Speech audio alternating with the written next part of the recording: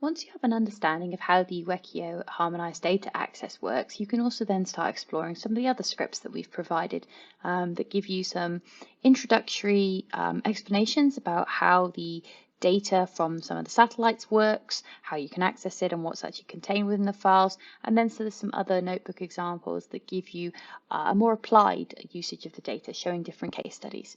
So if we go into the WEkEO Jupyter Lab folder and under Ocean, you'll see several folders. Within the Sentinel-3 folder, you have some introductory notebooks that cover the 3 different instrument packages that are on board each of the Sentinel-3 satellites. So that's the ocean color sensor, OLCI, the SST sensor, SLSTR, and the altimetry package, which is colloquially known by its main instrument, which is the SAR radar altimeter, SRAL. So you can open each of these and learn a little bit about each of these data sources.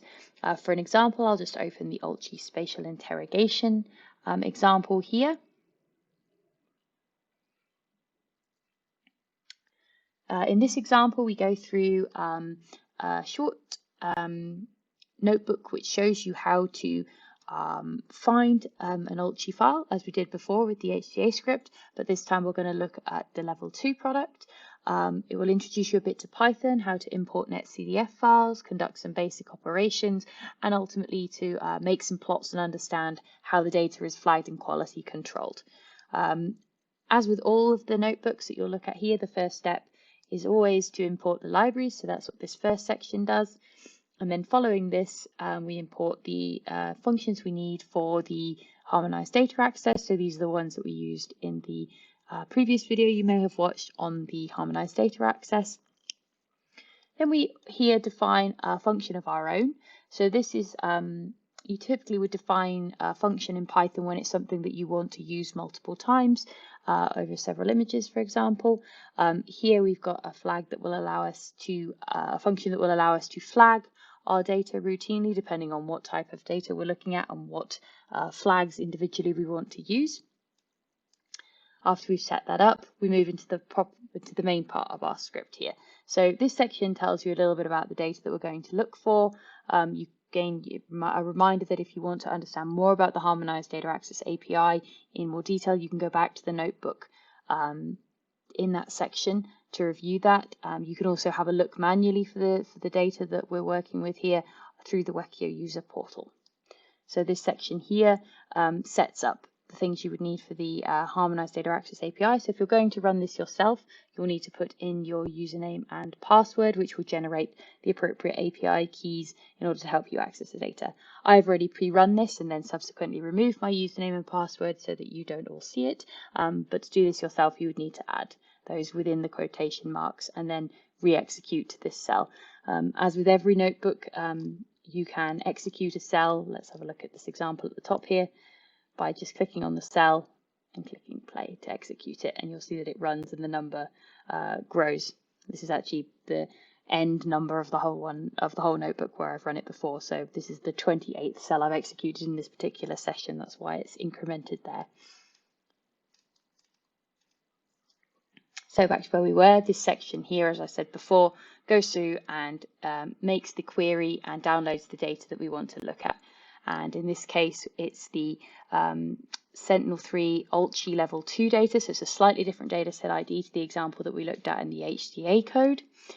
Here it does the same sort of thing, though, just sends off this JSON query to find data that we're interested in for a certain time period. And you can see here the outputs of when I ran that earlier to submit the query, find results, and then subsequently to download them to the place that I'd specified at the top of the script. And here you can see that the download progressed and we tracked it. It took 7 seconds to move it into my local space here so that I can use this data. Data from Sentinel-3 comes zipped, so we must unzip the file. That's what this section here does.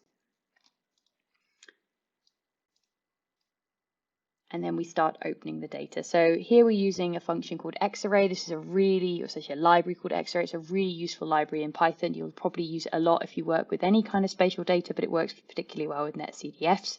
And here we just work through how to open the file and then how to access different variables. So you can read all the narrative around these different cells in detail so you understand exactly what's going on. But principally what we're doing here is opening some data.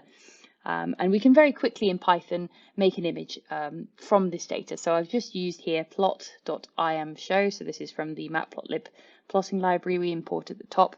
And I'm making just a very quick show image of this chlorophyll variable. And I'm sure you'll agree this is not a particularly compelling plot. The level 2 reduced resolution data that we're looking at here comes in half orbits. So what you're seeing here is actually a slice as the satellite's orbited and measured across its swath around half of the globe. So that's what you're getting there.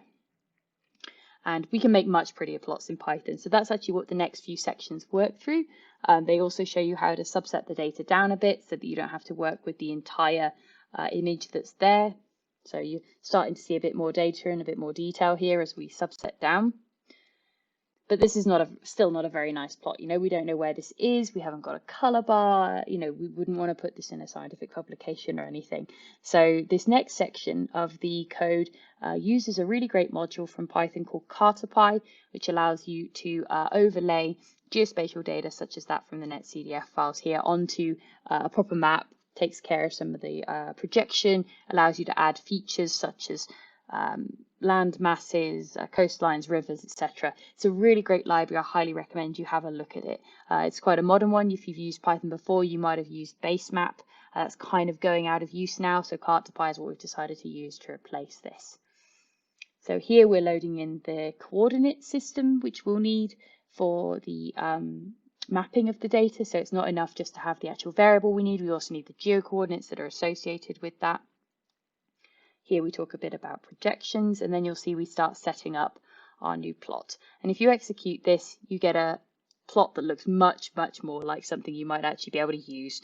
So you can see here we've overlaid the data. This is around Europe, from the Baltic Sea and into the Mediterranean, around the coast of the UK in the North Sea. And you can see where we are in terms of landmass. We've got LOL and LAT coordinates. We've got an appropriate color bar here that's labeled and scaled according to what we need for chlorophyll, which in this case is a log 10 distributed color scale. So that's already quite an improvement over the previous plots. However, there's still a few more things we need to look at. So here you might notice around the white patches you can see here are probably, as you might expect, quite clearly cloud. This is where a chlorophyll algorithm is not applied. Once we already know there's cloud in the data, we don't apply a chlorophyll algorithm where we know we can't see the sea through the cloud, which we can't with the OLCI satellite. But you'll see that there's maybe some features that look a bit spurious. So actually down here, there's some cloud, but around the edge we can see these striations, and it's probable, as you can imagine, that actually that is maybe just thin cloud that's not quite being classified fully, and so is maybe erroneous. So that gives you a hint as that we may actually need to consider some of the quality flags that are associated with this data. And that's what the next section of this code does. Using the function that we previously defined at the top of the script, we make a list of the flags that we want. This is the standard set that are recommended in the OLCI handbook for use. In a default situation, you could remove some of these flags if you have good cause to. In particularly complex waters, some of them might not be appropriate. So you might want to look at that.